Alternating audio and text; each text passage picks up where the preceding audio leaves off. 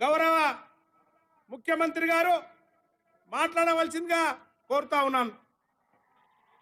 మన ప్రియతమ ముఖ్యమంత్రి మన ఆశాజ్యోతి మూడు రంగుల జెండా వంటి సింగమోలే కదిలినాడు ఒక్కరో కాంగ్రెస్ సూర్యుడు మన రేవంత్ అన్న నిగ్గదీసి అడిగే మునగాడు వీడు భూమిన వానైతాడు బీద సాదల ధైర్యం వీడు దొంగ దొరల భరతం పడతాడు మన రేవంత్ అన్న పేద ఇంటికి పండుగ తెస్తాడు.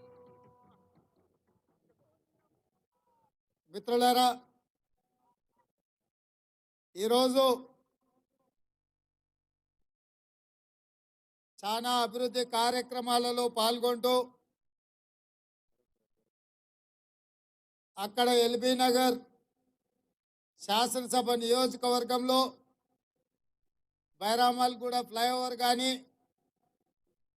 అదేవిధంగా ఉప్పల్ శాసనసభ నియోజకవర్గంలో ఎస్టీపీ ప్లాంట్స్ను ప్రారంభించడంతో పాటు మేడ్చల్ నియోజకవర్గంలో కూడా ఉత్తర తెలంగాణకు ముఖద్వారం ఎన్నో సంవత్సరాల నుంచి ప్రాంతాన్ని ట్రాఫిక్ సమస్యతో ఉక్కిరి బిక్కిరైతుంటే కరీంనగర్ ఇతర ప్రాంతాల నుంచి రావడానికి ఎంత సమయం పడుతుందో ఈ ప్రాంతం నుంచి కండ్లకోయ ప్రాంతం నుంచి సికింద్రాబాద్ వరకు కంటోన్మెంట్ వరకు పోవడానికి అంతకంటే ఎక్కువ సమయం పడుతుంటే రాష్ట్ర కేంద్ర ప్రభుత్వాల సఖ్యత లేకపోవడం వల్ల గత 10 సంవత్సరాల నుంచి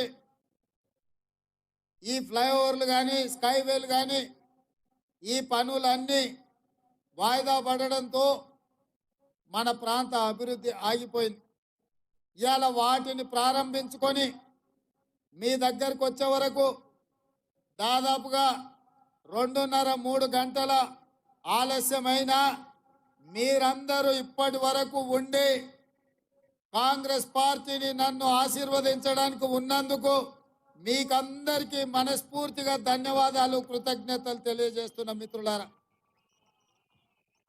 ఇవాళ వేదిక మీద పెద్దలు తుమ్మల నాగేశ్వరరావు గారు, శ్రీధర్ బాబు గారు, పొన్నం ప్రభాకర్ గారు, మిత్రుడు రోహిత్ గారు, తోటకూర జంగయ్య యాదవ్ గారు, హరివర్ధన్ రెడ్డి గారు, మాజీ శాసనసభ్యులు సుధీర్ రెడ్డి గారు, మా మిత్రుడు సోదరుడు మైనంపల్లి హనుమంతరావు గారు, జిల్లా పరిషత్ చైర్మన్ శరత్ చంద్రారెడ్డి గారు, వేదిక మీద ఇంకా చాలామంది నాయకులు, అదేవిధంగా ప్రతి నిమిషం ప్రతి కష్టము నష్టము అన్నిటికీ నాకు తోడుండి 2019 పార్లమెంట్ ఎన్నికల్లో మీ రక్తాన్ని చెమటగా మార్చి కాంగ్రెస్ పార్టీ జెండాను భుజాల మీద మోసి నన్ను పార్లమెంటు సభ్యుడిగా మీరు గెలిపించి ఢిల్లీకి పంపిస్తే గల్లీ నుంచి ఢిల్లీ వరకు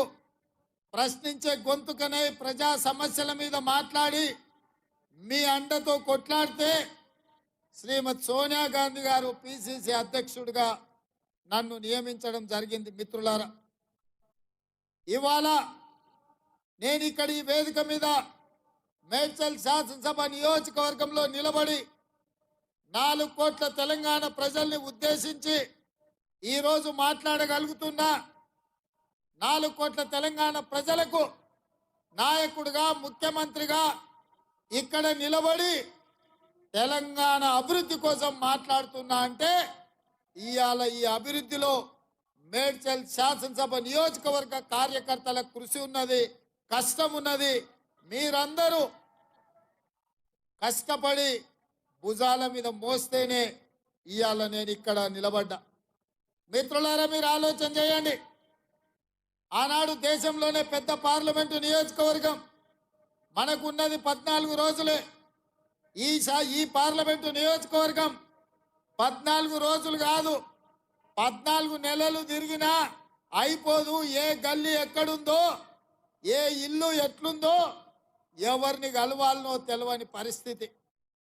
అయినా మీరు అండగా ఉన్న ధైర్యంతో, సోనియా గాంధీ గారి ఆశీర్వాదంతో రాహుల్ గాంధీ గారి మద్దతుతోటి 2019 పార్లమెంట్ ఎన్నికల్లో 14 రోజుల్లో 34 లక్షల ఓట్లను మనం పలకరించి ప్రతి తలుపు తట్టి ప్రతి గుండెకు చేరి ఇవాళ కాంగ్రెస్ పార్టీని గెలిపించి అధికారంలోకి ఈ ప్రాంత ప్రజలు మీరే తీసుకొచ్చిందని చెప్పి నేను ఈ సందర్భంగా తెలియజేస్తున్నా మిత్రులారా.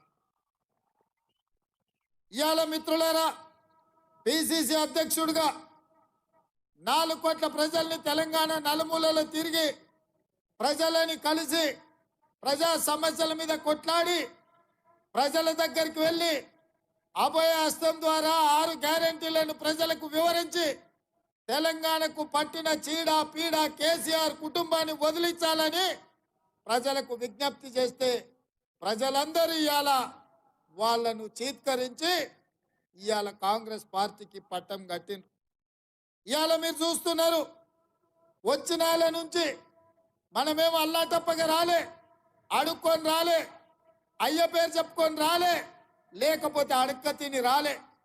నిటారుగా నిలబడి కొట్లాడి కాంగ్రెస్ పార్టీ కార్యకర్తలు జెండా మోస్తే మీరు అభిమానంతో గుండెల్లో పెట్టి చూసుకుంటే సోనియమ్మ మీద మల్లికార్జున ఖర్గే గారి నాయకత్వం మీద నమ్మకంతో ఇవాళ కాంగ్రెస్ పార్టీని గెలిపించారు.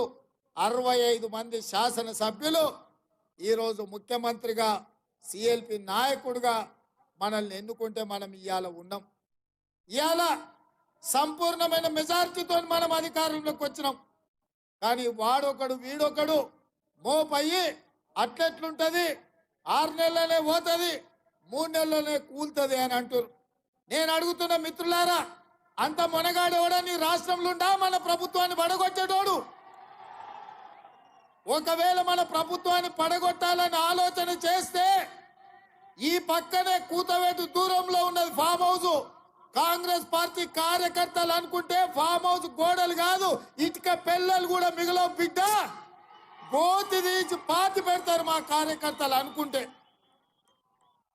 ఇవాళ మేము మంచోళ్ళం మర్యాదస్తులం కాబట్టి ఇంకా మీరు బజార్లో తిరుగుతుండ్రు, శాసనసభకు వచ్చి ఇవాళ అసెంబ్లీలో మాట్లాడుతున్నారు. ఇవాళ ప్రజాస్వామ్యం మీద గౌరవం విశ్వాసం ఉండి ప్రజలు ఎన్నుకున్న ప్రభుత్వంగా ప్రతిపక్షాలకు కూడా అవకాశం ఇవ్వాలి, ప్రజా సమస్యల మీద చర్చ జరగాలి, తద్వారా సమస్యలు పరిష్కరించాలని జరుగుతున్న శాసనసభ సమావేశాలలో ప్రతిపక్షాలకు కూడా అవకాశం ఇచ్చినాం. 10 ఏళ్లలో ఏనాడైనా ప్రతిపక్షాలకు అవకాశం ఇచ్చిన మాట కనిపించిందా? ఒక దళితుడు బట్టి విక్రమార్క గారు సిఎల్పి నాయకుడిగా ఉంటే 6 నెలలు కూడా ఉండనీయలే. 12 మంది ఎమ్మెల్యేలను జీల్చుకొని ఆ పదవి కూడా గుంజుకున్నారు.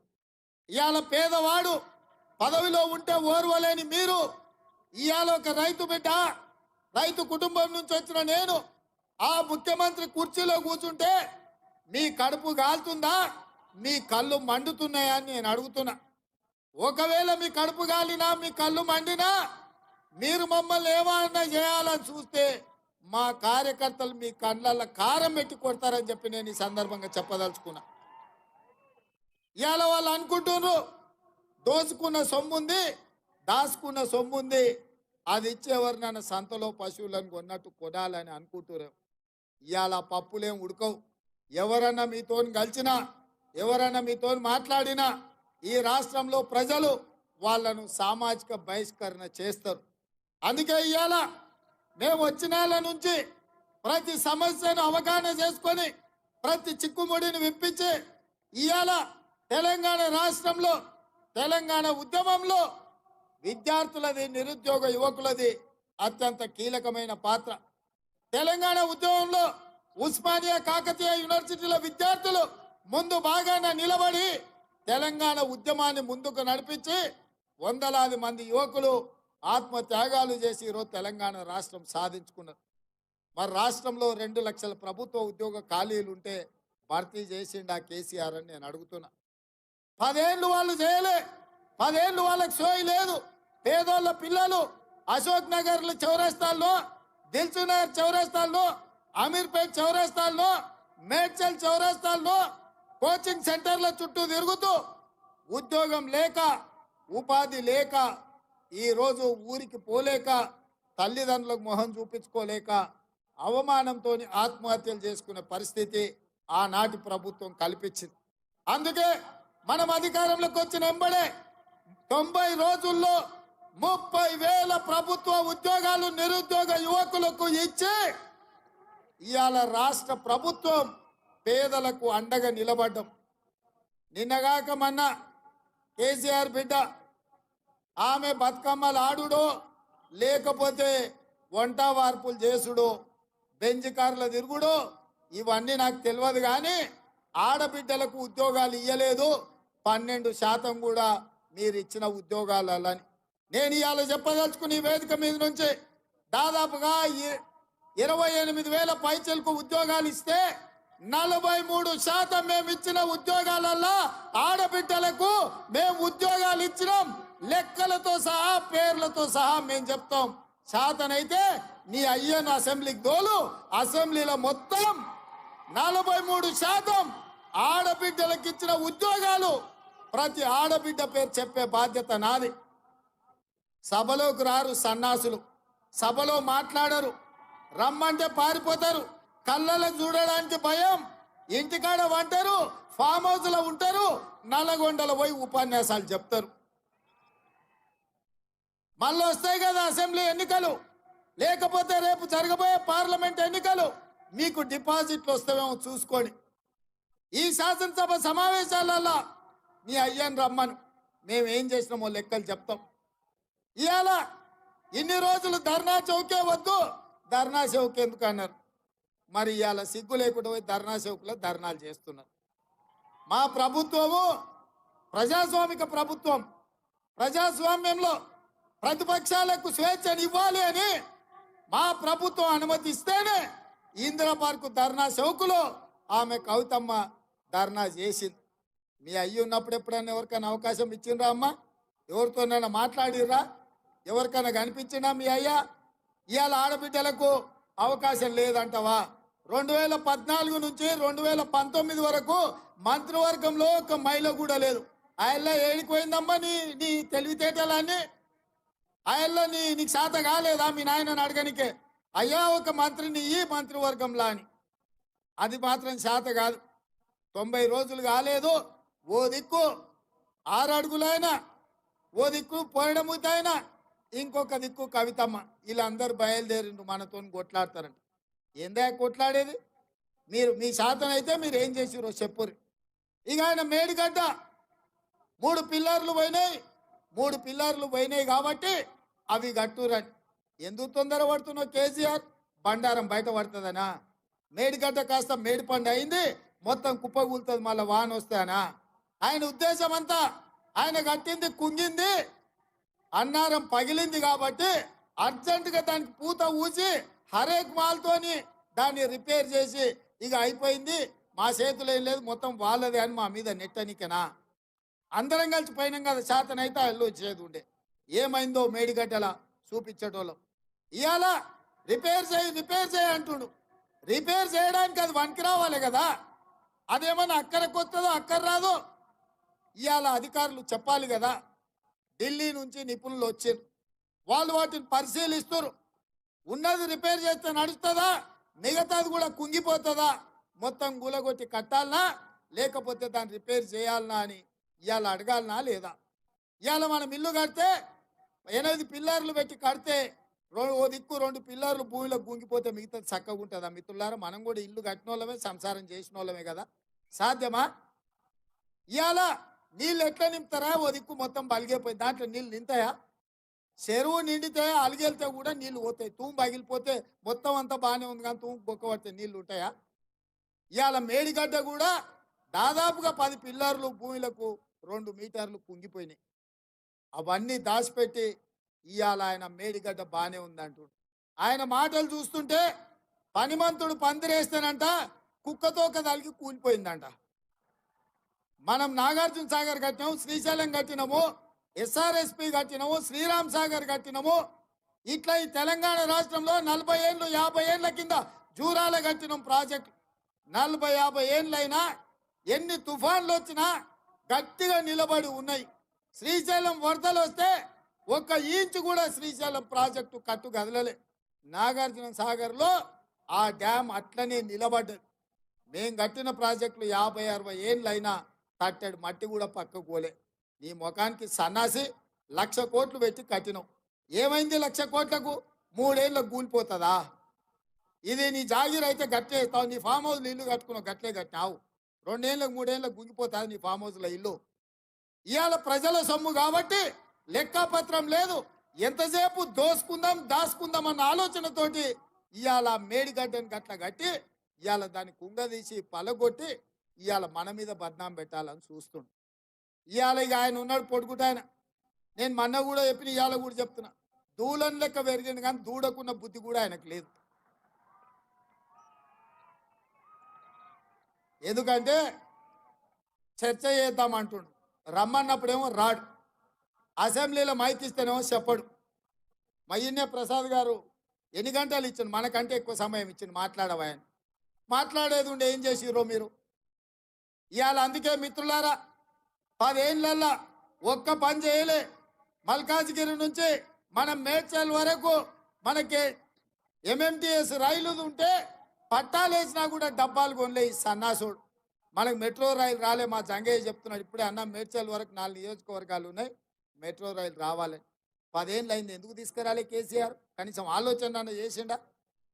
ఇవాళ మన ప్రాంతంలో జవహర్ నగర్ డంపింగ్ యార్డు, ఆ నీళ్లతోని పక్కలున్న గ్రామాలు కలుషితం అయిపోయి చెరువులలో చేపలు బతికేటట్లేదు, ఊర్లలో మనుషులు బతికేటట్లేదు. కనీసం కాదాన్ని కూడా చక్కగా దిద్దలేకపోయినా సన్నాసి జవహర్ నగర్ డంపింగ్ యార్డ్ల. ఇవాళ ఏదన్నా చూడండి, మన ప్రాంతంలో వాళ్ళు వచ్చినాక నష్టం జరిగింది. ఇవాళ హైటెక్ సిటీ దిక్కు కోకాపేట, మంచిరేవుల, పుప్పాలగూడ, నార్సింగ్లో 100 కోట్లు ఎకరం పోతుంది. మరి మేడ్చల్ దిక్కు 10 కోట్లకు కూడా ఎందుకు పోతలేదు? ఈ ప్రభుత్వం ఈ ప్రాంతానికి రావాల్సిన ఫ్లైఓవర్లు, రోడ్లు వైడనింగ్ చేయకపోవడమే కదా.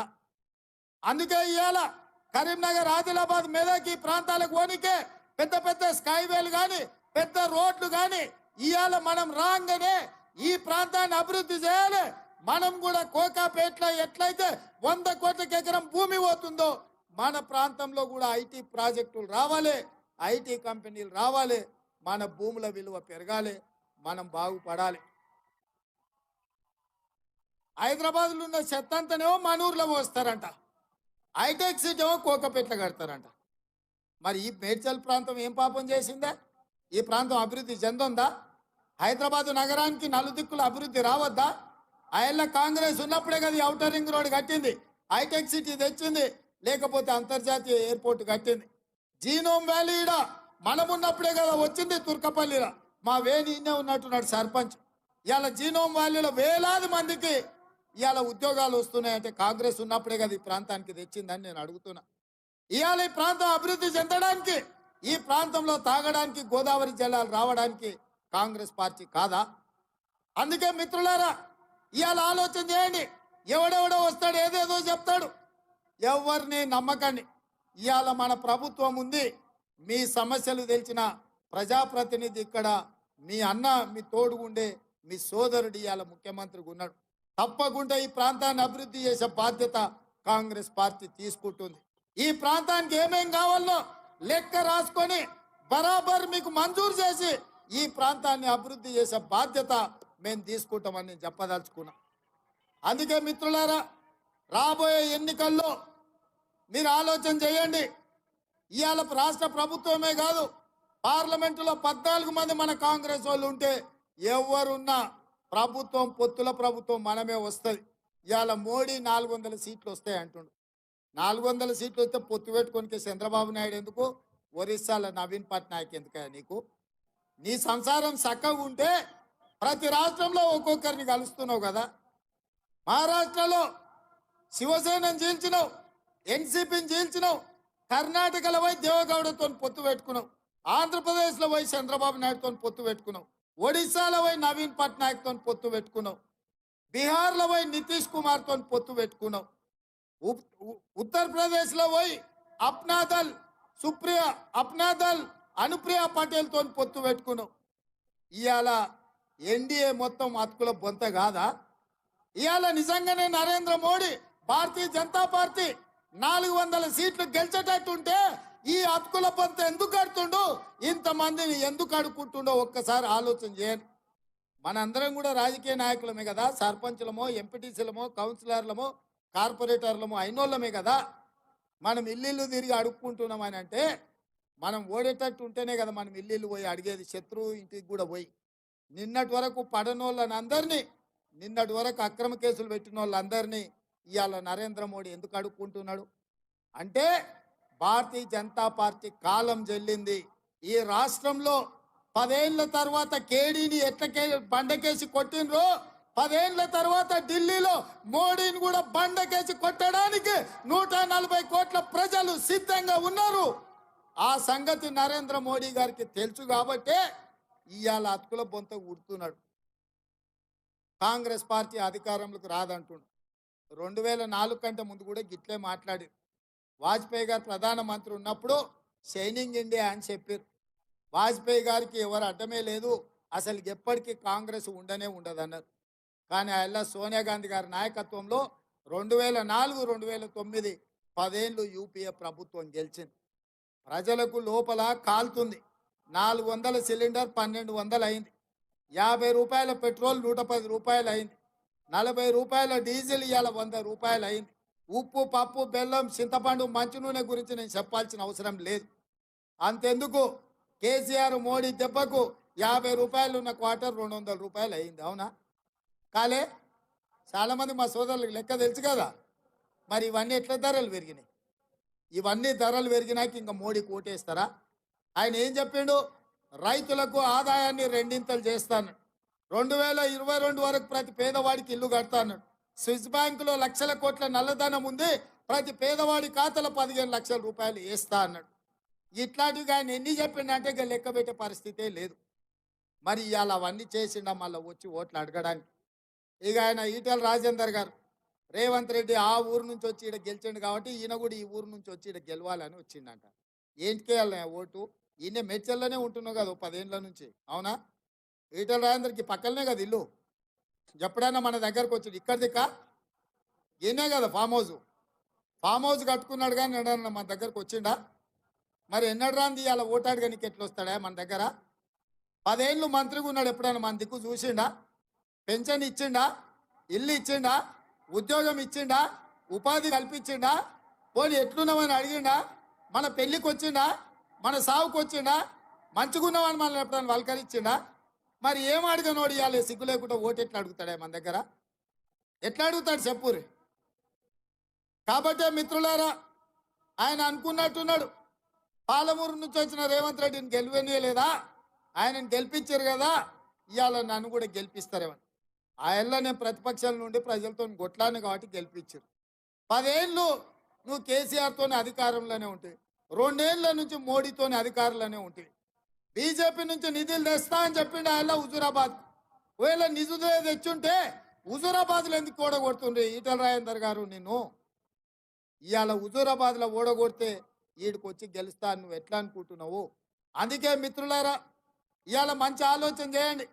పార్లమెంట్ ఎన్నికలు వస్తున్నాయి. ఏ విధంగా అయితే రాష్ట్రంలో ప్రజలు మనల్ని ఆశీర్వదించి ప్రభుత్వాన్ని ఇచ్చిండ్రో, రేపు ఈ ప్రాంతంలో మనకు ఎమ్మెల్యేలు లేరు, రేపు ఎంపీలు కూడా లేకపోతే ఏదైనా అభివృద్ధి చేయాలన్నా, మీకు నిధులు ఇవ్వాలన్నా, మీ ప్రాంతానికి ఐటీ కంపెనీలను తేవాలన్నా ఇక్కడ మన వాళ్ళు ఉండాలి. మట్టికి పోయినా ఇంటోడు ఉండాలి అంటే ఈ ప్రాంతంలో పార్లమెంటు కాంగ్రెస్ పార్టీ గెలవాలి. ఆయల్ల 2019లో ఎట్లయితే కష్టపడ్డారో, కొట్లాడినరో, మీరే కట్టబట్టుకొని నిలబడి ఈ మల్కాజ్గిరి పార్లమెంట్లో కాంగ్రెస్ పార్టీని గెలిపించాలి. అప్పుడే ఈ ప్రాంతం అభివృద్ధి చెందుతుంది.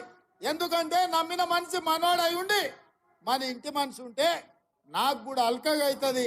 కాగితాలు తీసుకొస్తే ఆ పనులు చేయడం సులువైతుంది. అవసరమైతే ఢిల్లీలో మన ప్రభుత్వం రాహుల్ గాంధీ గారు ప్రధానమంత్రి అయితే మన ప్రాంతానికి నిధులు తెచ్చుకోవడానికి అవకాశం ఉంటుంది. ఇవాళ జంగయ్య గారు అన్నట్టు మెట్రో మేడ్చల్కు రావాలంటే ఈడ పార్లమెంటు మనం గెలవాలి. ఇవాళ ఈ ప్రాంతంలో అభివృద్ధి జరగాలంటే, ఈ ప్రాంతానికి ఐటీ కంపెనీలు రావాలంటే మల్కాజ్గిరిలో కాంగ్రెస్ పార్టీ ఎంపీ గెలవాలి. మీకు అండగా ఉండడానికి మైనంపల్లి హనుమంతరావు ఉన్నాడు, సుధీర్ రెడ్డి గారు ఉన్నారు, ఇక్కడ హరివర్ధన్ రెడ్డి ఉన్నాడు, జంగయ్య యాదవ్ ఉన్నాడు. అన్నిటికంటే నేనున్న మీ సోదరుని మీకు అండగా. ఎవరికి భయపడాల్సిన పని లేదు. అపోజిషన్లో ఉన్నప్పుడే మన వాళ్ళు భయపడలే. ఇవాళ మనదే అధికారం ఉంది. మనతో ఎవడన్నా పెట్టుకున్నాడంటే చింతపండు అవుతుందని నేను చెప్తున్నా. అందుకే మిత్రులారా, ఆలస్యం అయింది. మీరందరూ ఇంటికి పోవాలి. దూరం దూరం నుంచి వచ్చారు. 6 5 రావాల్సింది ఇవాళ 8 8:30 అవుతున్నట్టుంది. ఇంతసేపు ఓపికగా ఉండి కాంగ్రెస్ పార్టీని గెలిపించడానికి ఆశీర్వాదానికి మీరు వచ్చిండ్రు. 4 5 రోజుల్లో 13 తారీఖు 14 తారీఖు లోపల మన మల్కాజ్గిరి ఎంపీ అభ్యర్థిని అధిష్టానం సోనియా గాంధీ గారు, రాహుల్ గాంధీ గారు, మల్లికార్జున్ ఖర్గే గారు ప్రకటిస్తారు. మళ్ళా పెద్ద బహిరంగ సభ పెట్టుకొని ఎన్నికల నగారం మోగిద్దాం. ఇవాళ మీరందరూ వచ్చి ఆశీర్వదించినందుకు మీకందరికీ మనస్ఫూర్తిగా ధన్యవాదాలు తెలియజేస్తూ సెలవు తీసుకుంటున్న మిత్రులారా, జై కాంగ్రెస్. ఫామ్ హౌస్ లో మందేసిన గుండెలు ఎదురాలి, సరేనా? జై కాంగ్రెస్, జై జై కాంగ్రెస్. హస్తం గుర్తుకే, హస్తం గుర్తుకే. ధన్యవాదాలు మిత్రులారా.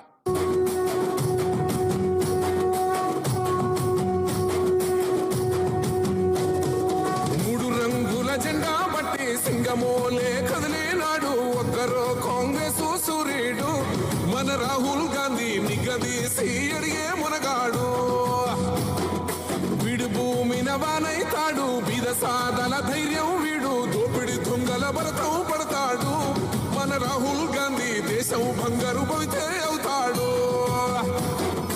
ఇందిరమ్మ సంక్షేమాలు సోనియమ్మ చేసిన మేలు, స్వాతంత్రం తెచ్చిన పార్టీ తెలంగాణ ఇచ్చిన పార్టీ.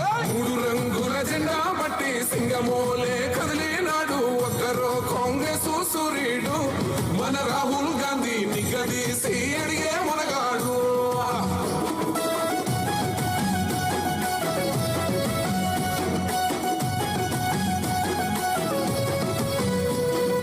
ఇంటింటికి మేలే చేసిన ఇందిరమ్మ వారసుడమ్మ గక్కిపిడుగై అడుగులు వేశాడు.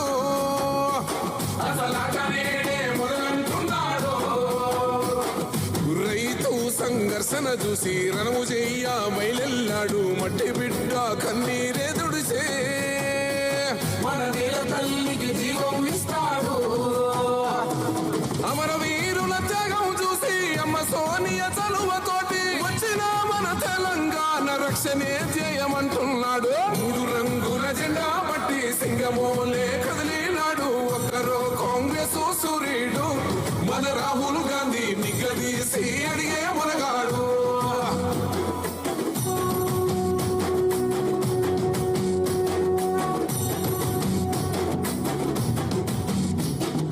ఓహమంటూ లేని వాడు అందరినీ కలిపేటోడు, ఆనాటి రోజులు తెస్తాడు. మన ఆశలన్నీ తీర్చే నాయకుడు. ఇందిరమ్మ రాజ్యం మళ్ళీ రాహుల్ గాంధీతోనే సాధ్యం. మనమంతా సైనికులై ఉందాం, మన ఉద్యమానికి